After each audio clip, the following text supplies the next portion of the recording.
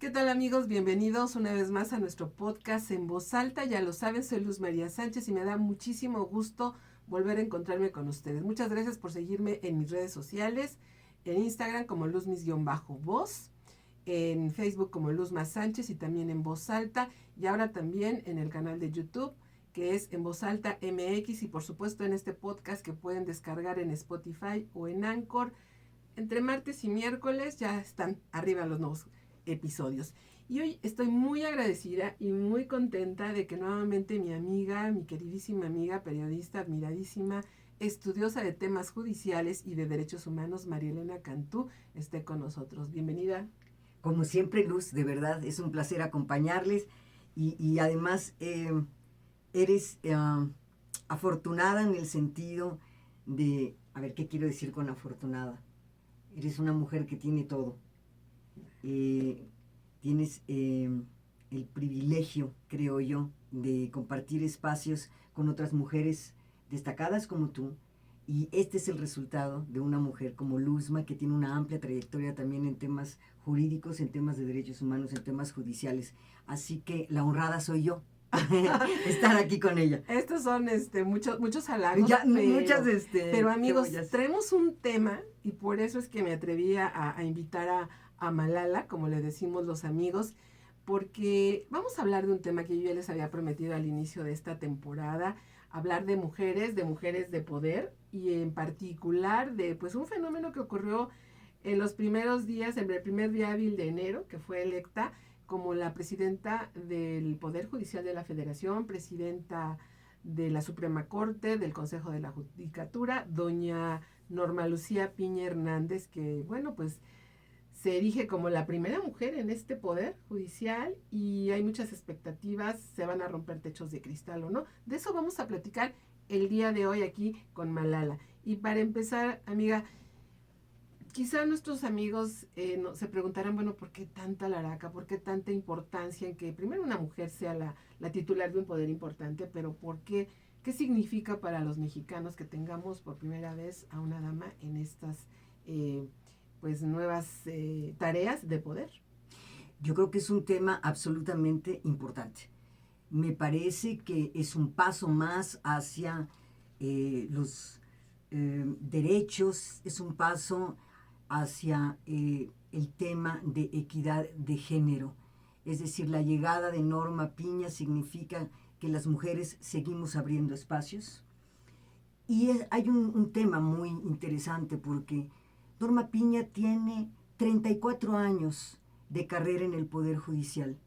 Y una de las preguntas, para no entrar en todos los detalles de su carrera, se lo preguntaron, ha respondido al respecto y ha sido tema de conversación. ¿Qué le significa a una mujer hacer carrera en el Poder Judicial? Bueno, la pregunta la respondió Raúl Mejía. ¿Tú te acuerdas de Raúl Mejía? Por Las dos supuesto. trabajamos en la Corte en algún momento. Sí, sí, Él sí. era el coordinador de asesores del entonces ministro, hoy ministro en retiro, José Ramón Cosío. Me refiero a Raúl Mejía. Así es. Voy a subrayar lo que él dijo sobre lo que significa ser mujer, hacer carrera judicial como mujer. Para Raúl Mejía, en el mundo judicial, la igualdad de género no es un presupuesto, sino que ha tenido que ser ganada por las acciones y constante desempeño de cada mujer que lo integra en los diversos niveles de responsabilidad. Aquí subrayo el primer reto para la ministra Piña, que la igualdad de género deje de ser una aspiración, que se den pasos concretos para que sea una realidad en este tercer poder del Estado mexicano, el Poder Judicial. Y claro, en un momento tan crucial para el país, ¿no? Digo, cuando se están rompiendo muchos paradigmas y la presencia de una mujer quizá no con esta personalidad que sea tan simpática o tan empática con los medios, hacia los reflectores, hacia adentro, ha hecho una carrera muy sólida. Tuve la oportunidad de conocer su trabajo, lo tuvimos oportunidad como presidenta de la primera sala, y logra, después de 6 años de haber rendido protesta como ministra, de haber aportado por primera vez la toga, espera 6 años de reflexión para decir voy. ¿Y por qué voy? Bueno, ella trae un proyecto interesantísimo. Tú tienes muchos datos sobre Y eso. yo quisiera también platicarlo contigo porque primero es pues defender y de verdad fortalecer la independencia de juezas y jueces, ¿no? Quizá todos tenemos un punto de vista muy particular, eh, a cada quien tiene una experiencia con el Poder Judicial, ¿no? Pero yo creo que han sido bastante golpeados desde el punto de vista de opinión pública, ¿no? Los jueces y juezas, que en realidad, como en todas las profesiones, hay de haber buenos, malos, pero la función del juez sí debe ser reivindicada y creo que llega Norma Piña que vino escalando desde puestos de secretaria de Estudio y Cuenta en diferentes áreas, incluso en la Suprema Corte fue secretaria de Estudio y Cuenta de la ministra, ahora senadora Olga Sánchez Cordero, y creo que le sirvió para aprender muchísimo. Hoy llega sin tantos reflectores, con esa timidez hacia los medios, pero con esa fortaleza para decir, con esta actitud y con esta trayectoria, vengo a poner mi grano de arena para que también haya un tema de equidad entre las juezas, ¿no? Para que también se reconozca el trabajo de las juezas. Ese es un tema y el otro tiene que ver con el tema de los derechos de las personas, sobre todo de las personas que están en situación de vulnerabilidad en este país. Ella lo comentó y lo vamos a subrayar en un minuto más, como la Constitución, entre la Constitución y los derechos de grupos, de ciertos grupos vulnerables, lo dijo en Querétaro, hay un abismo que los separa. Ahorita llegamos a ese tema. Déjame subrayar algo. Efectivamente, la ministra Piña no es una ministra que sea muy, que se sienta muy cómoda, digamos, en el tema de medios de comunicación. Pero ha subrayado ella y otros actores de este mundo jurídico que los jueces hablan a través de sus argumentos, de sus votos y de sus sentencias. Yo quiero subrayar algunos votos, todavía no entramos con el tema de la 4T, que tienen que ver con ustedes y con nosotros. Así es. Asuntos que están vinculados con los derechos que nos reconoce la Constitución y los tratados internacionales que México ha firmado. Voy a mencionar algunos y me quiero centrar en uno. Por ejemplo, el cambio de género en el acta de nacimiento de menores de edad sin supervisión judicial. En algunas ha sido ponente y en otros ha emitido voto a favor. Otro, el divorcio super express, incluso al día siguiente de la boda. El derecho de las ex esposas a reclamar pensión a la sucesión del marido, aunque no se les hubiera incluido el testamento. Otro, y esto lo determinó la primera sala, y es el caso de que el derecho de los padres a determinar el nombre de sus hijos, sin que el Estado obligue a estas madres a que entre primero, en este orden, el apellido del papá y luego el de la mamá. ¿Qué dijo Norma Piña sobre eso? Efectivamente, la práctica de colocar el apellido del hombre primero tiene como trasfondo histórico la concepción de este como jefe y portador del apellido de la familia y relega a la mujer a un rol secundario. Aquí le paro con los votos para prestarle el micro a Luzma y llegar con uno que me parece central y que tenía que ver con el aborto en el estado de Coahuila. Claro, ella viene, digo, desde que inició esta gestión en la Corte, con esta idea de verdaderamente darle su lugar a esta equidad de género, ¿no? Ella incluso en su trabajo cotidiano le ha dado mucha prioridad a las mujeres. Tenemos conocimiento de que ha hecho ya los primeros nombramientos a nivel del Consejo de la Judicatura, del Instituto Federal de la Defensoría Pública, por primera vez mujeres. Qué alegría ver que de verdad se les dan pues puestos de decisión importante a las mujeres, no por cuotas como se dice, ¿no? Ah, pues porque tiene que tocar que sea una mujer, no, no, porque verdaderamente hay una trayectoria y es por primera vez que ella va a encabezar esta pues esta revolución, ¿no? Este verdaderamente romper los techos de cristal que significa romper estas barreras como invisibles, sociales, que han impedido que las mujeres no solamente los rompan, sino que se mantengan y que puedan hacer un trabajo hasta político importante, ¿no? Sí, que tengan las mismas oportunidades y que ganen por un trabajo igual, salario igual, en fin, todas las luchas que vienen pues a través de las décadas, ¿verdad? Y que sentimos que avanzamos y luego hay casos que nos revelan que sigue este techo de cristal, pues digamos, oprimiendo a las mujeres que están preparadas, que saben cómo hacerlo, pero que simplemente por el hecho de ser mujeres, pues no tienen la oportunidad. Déjame entrar con uno de los temas para mí centrales cuando hablábamos de cómo piensa la ministra Norma Piña. Hubo una discusión muy importante sobre la inconstitucionalidad, así terminó el tema, de algunos artículos del Código Penal de Coahuila sobre la criminalización de la interrupción del embarazo. Era un proyecto del ministro Aguilar Morales. Y la pregunta que él planteó fue la siguiente. Consistía para la Corte en determinar si resultaba constitucional sancionar con pena de prisión a la mujer que decide, ojo, voluntariamente interrumpir su embarazo. Voy a subrayar solamente lo que dijo la ministra Norma Piña. La respuesta del proyecto del ministro es inconstitucional. ¿Por qué apoyó el proyecto? Es muy breve. Porque este proyecto consideraba en ese momento, y salió a favor, que la ponderación realizada por el legislador no satisface las exigencias de la Constitución, pues limita desproporcionadamente el derecho de autonomía de las mujeres al prohibir absolutamente el aborto en los primeros momentos del embarazo. Norma Piña estuvo a favor. Pero voy a subrayar en lo que no estuvo a favor del proyecto. Ojo, dice, no comparto que se hable de una vertiente femenina de la dignidad.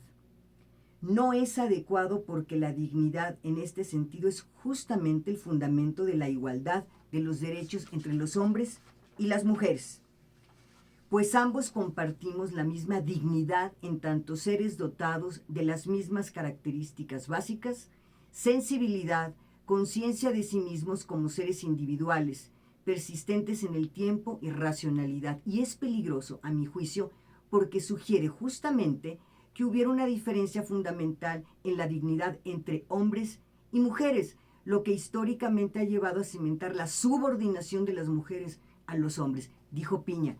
Y cerró con esto.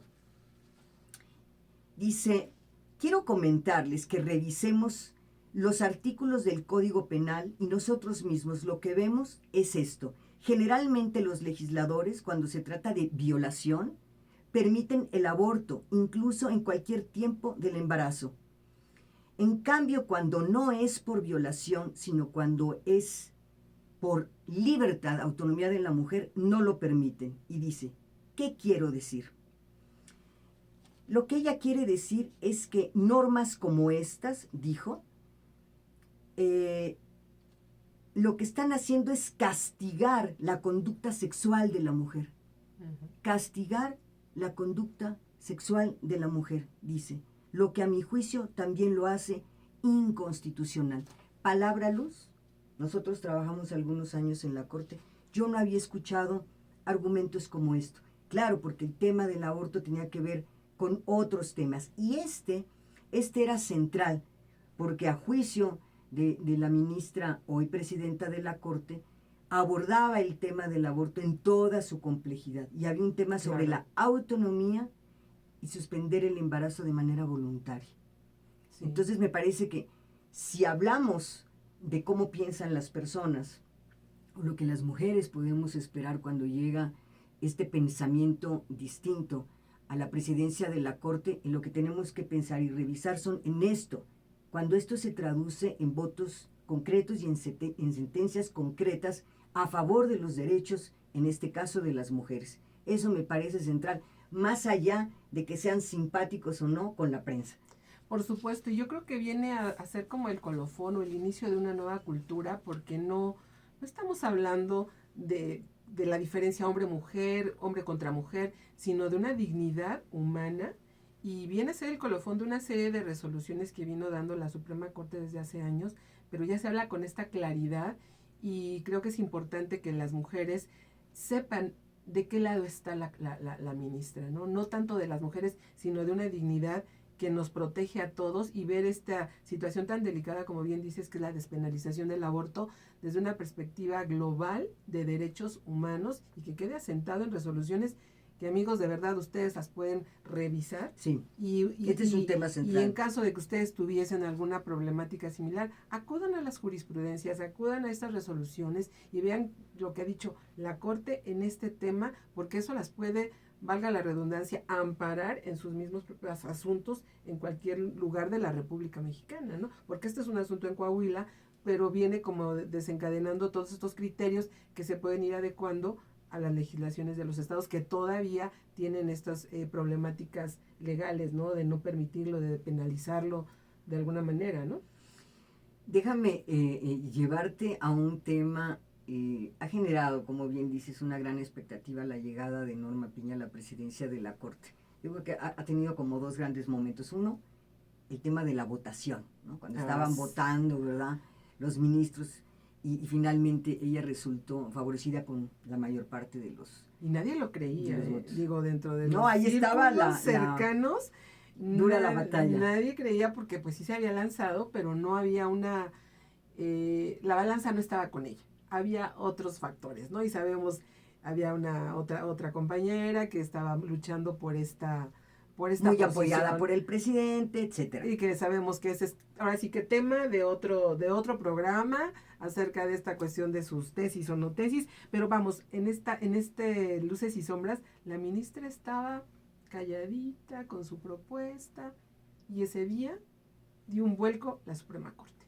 Así es. Pues ocurrió algo histórico. Por primera vez en la historia llegaba una mujer a la presidencia de la Corte. El otro momento fue en Querétaro. Me parece que fue en Querétaro.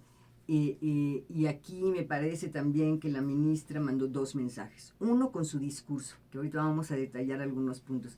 El otro porque no se levantó a la hora pues del aplausómetro, ¿verdad? Y toda esta cultura pues del servilismo. Esa claro. Es la verdad.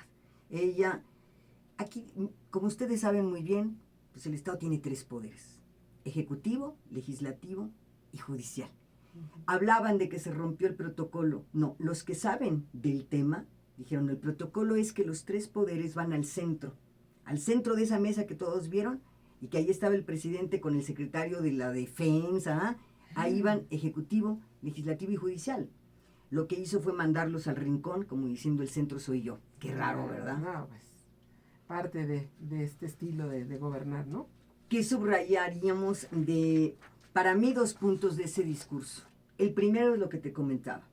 Admitir, y así lo hizo la ministra presidenta, que nuestra Constitución tiene deudas históricas, con sujetos en particular y con enormes sectores de la sociedad, dijo la ministra.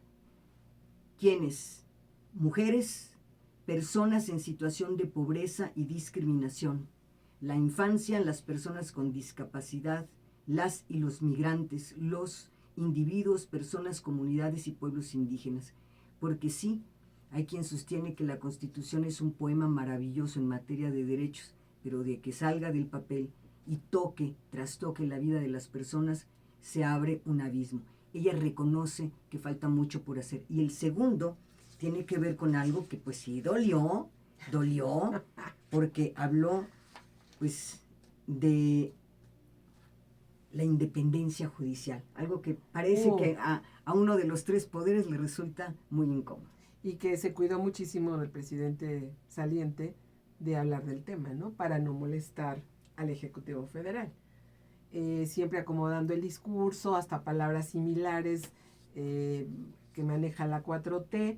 Y en este caso, bueno, sí se rompió completamente, no el protocolo, sino un discurso de decir, a ver, este soy yo, soy un poder igual que tú, y tengo mi área de oportunidades, tengo mis defectos, tengo mis problemáticas, pero las resuelvo yo como poder independiente, ¿no?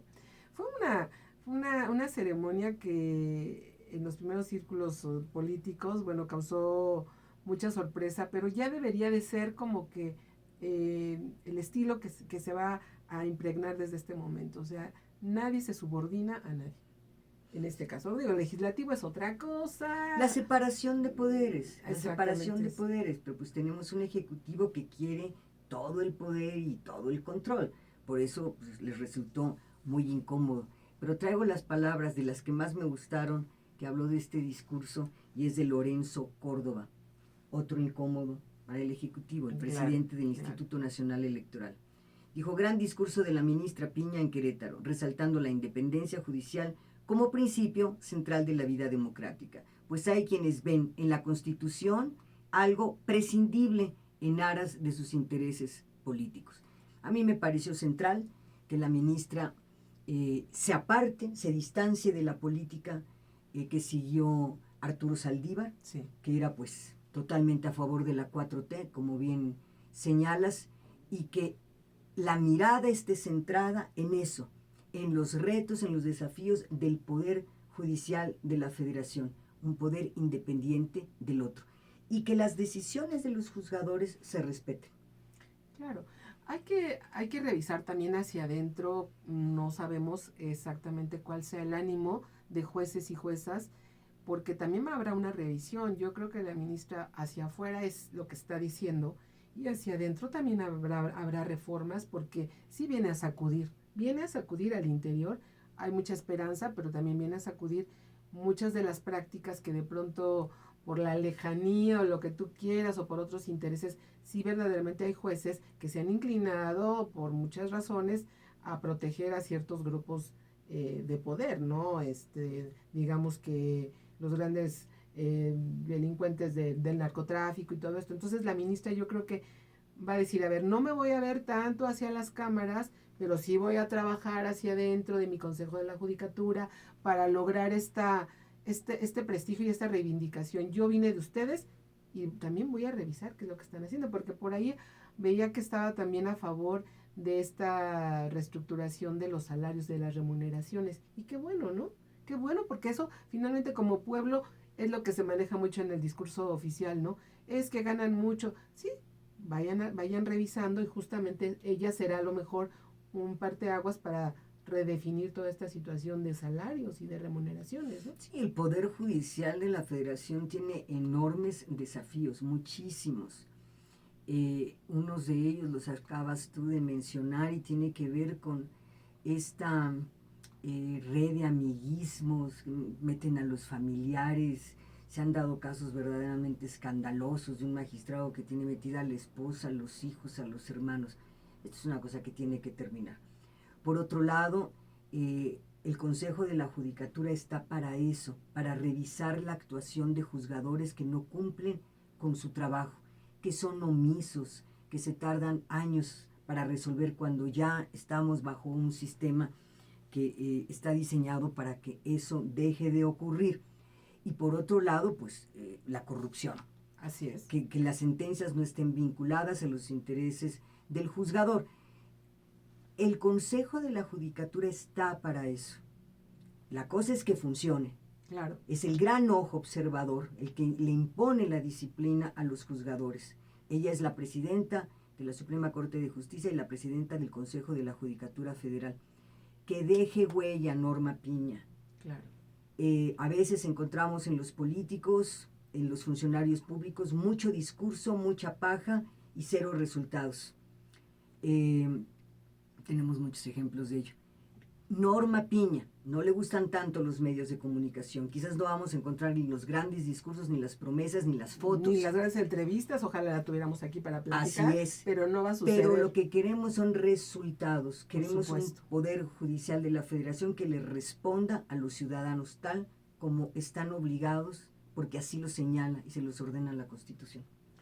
María Elena, me gustaría mucho, para ir cerrando un poco, traías también el tema de cuál ha sido la relación en función de sus sentencias con la 4T, para bien y para mal. Entonces creo que ahí es bien interesante revisar.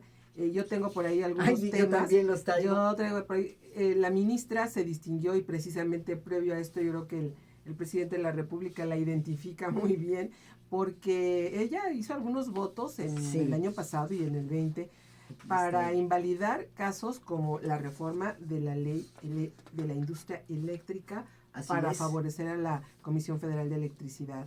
También se pronunció en contra de hacer un padrón de usuarios de telefonía que móvil. Nos tenía todos inquietísimos ese tema. Sí, porque pues oye, donde te están auditando en todas partes, ¿no?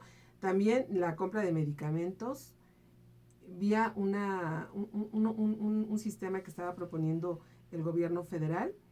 Y bueno, ya tú me dirás y ya podemos ampliar aquí ella también votó en contra de la consulta para enjuiciar a expresidentes, ¿no? ¿Tú tienes ahí algo? Y la pregunta también de ratificación en revocación de mandato de López Obrador. Yo creo que efectivamente al presidente le ha parecido incómoda la posición de la ministra Norma Piña. Pero aquí lo que importa, y la gran diferencia con Arturo Saldívar es, mi voto va en el sentido de lo que marca la Constitución. Ellos son los que interpretan la Constitución y de acuerdo con los derechos que reconoce, de acuerdo a los límites que ésta impone, entonces ellos fallan. Esto a mí me importa mucho porque hoy está recibiendo una enorme presión, ¿verdad? Por parte de López Obrador. Bueno, ha dicho que hasta ella llegó por mí. Imagínense los excesos. Hace un juego de palabras y luego se desdice, ¿no? Porque me manipularon. No, pues ahí están las grabaciones. Le gusta al presidente ser el centro de todo. Todo es por mí. Todo es por mí, todo es por él. No, Norma Piña ha sido muy congruente. Cada uno de los votos que ha emitido, le parezcan o no al presidente, lo ha dicho muy bien. Ellos no están sentados ahí para cumplir con las expectativas del gobierno en turno. Están para cumplir con lo que marca la Constitución. Están para nosotros, los ciudadanos, no para el presidente en turno. Ha sido muy enfática en eso. ¿Y por qué es importante?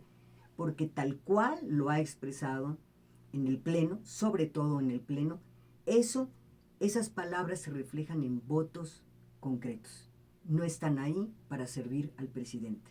Están ahí para interpretar la Constitución, están ahí para que la Constitución tenga un sentido en este país, particularmente los derechos de las personas. Y claro, es muy importante porque muchas personas a lo mejor estamos en esta polarización de tú contra mí, yo contra ti, negro, blanco, etcétera. Ella no está ni del lado de la oposición en términos políticos, ni en contra del presidente. Está por el apego a la Constitución. Y vemos, por ejemplo, resoluciones que incluso ella votó a favor por ejemplo, el decreto de uso de Fuerzas Armadas en seguridad pública. También esta reducción de tiempos de Estado a radio y televisión abiertas, esta famosa tiempo que tienen que pagar los concesionarios, y también lo que les comentábamos, la ley de remuneraciones de los servidores públicos.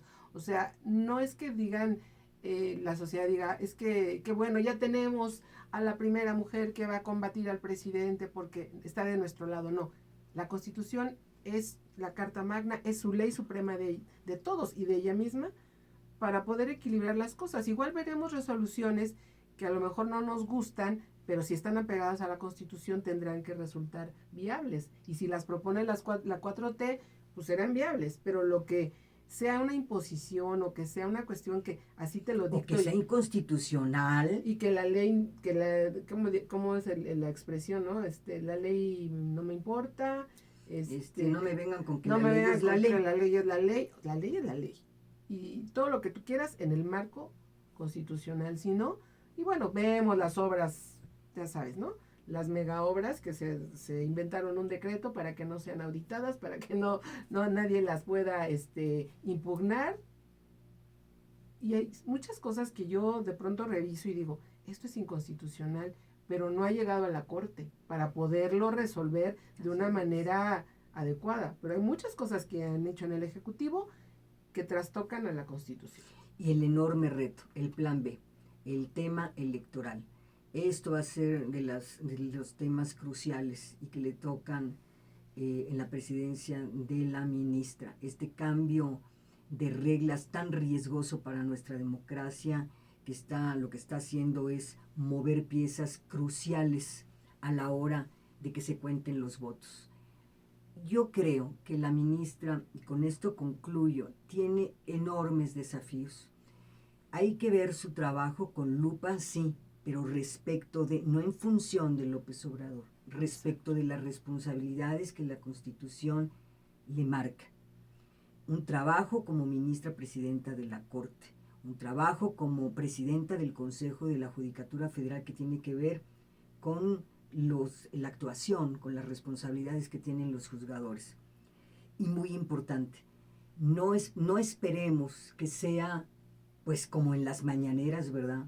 Que hay una habilidad para manejarse en el fraseo y con los medios. No, Revisemos el trabajo de la ministra presidenta con esto, con papelito en mano, con las cosas que llegan ahí, con los votos y el sentido de los votos y con los argumentos jurídicos que ponga en la mesa para que podamos comprender y podamos entender por dónde va y qué piensa, que veamos resultados concretos en ese ejercicio. Son 4 años. 4 años. Es muy importante, así que si le va bien a la ministra como juzgadora, entonces creo yo que le va a ir bien al país. Y algo importante, ¿no? Este sexenio concluye y se irá y habrá el proceso electoral tan complejo que se avecina, pero la Suprema Corte queda con un liderazgo de una mujer que no va a ser la sucesora de todo lo que está pasando en la 4T. Esa es una certeza que debemos tener con una mujer en el Poder Judicial de la Federación. Así es. Y pues antes de concluir, pues como bien dice mi querida María Elena, los retos serán formidables. Y recordar que, fíjate, cuando ella tomó posesión dijo, me siento muy fuerte porque sé que estamos todas aquí. Nos colocamos por primera vez al centro de la herradura de este tribunal pleno, demostrándonos que sí podemos. Pues el voto de confianza pleno para la ministra, ¿no? Pues Luzma, así sea. Ha sido un placer compartir el espacio contigo. Gracias por invitarme. En voz alta. Ay, María Elena, me Muchas encanta. gracias. Me encanta que estuviera aquí María Elena Cantú. Sé que no es muy afecta a las redes, pero dime dónde te podemos leer y dónde te podemos ver y dónde podemos escuchar estas análisis tan interesantes. Bueno, yo publico en el periódico Reforma. Suelo subir ya pondremos abajito lo de las redes sociales y por supuesto. Sí, la verdad es que y la pueden ver con Tere Vale. Sí, estamos en este programa que se llama Rapidín. A mí me toca los viernes y analizamos. ¿Por qué se llama así? Porque rápidamente contesta todo lo que ocurre en las mañaneras. ¿Y con qué se responde? Pues no con el fraseo, en el que es muy bueno el presidente, ¿no? Con datos duros. Claro. Con los informes, por ejemplo, de organizaciones nacionales e internacionales que nos van dando seguimiento más allá de las buenas frases. Claro, síganla por favor, porque de verdad que es una experta y ahorita como nos vino a platicar, debería de dar clases, mi querida Malala. No es cierto. No, al contrario, gracias a ti, mi querida Luzma. Amigos de En Voz Alta, muchísimas gracias por acompañarnos. Ya saben, mis redes sociales, escuchen este podcast en Spotify o en Anchor. A partir del martes ya está listo y también en el canal de YouTube. En Voz Alta MX, síganme por mis redes, Luzmis-voz en Instagram. Ahí les anunciaré en el momento en que ya esté este programa. Por lo pronto les agradezco muchísimo su atención, gracias a mi equipo de producción y hasta pronto.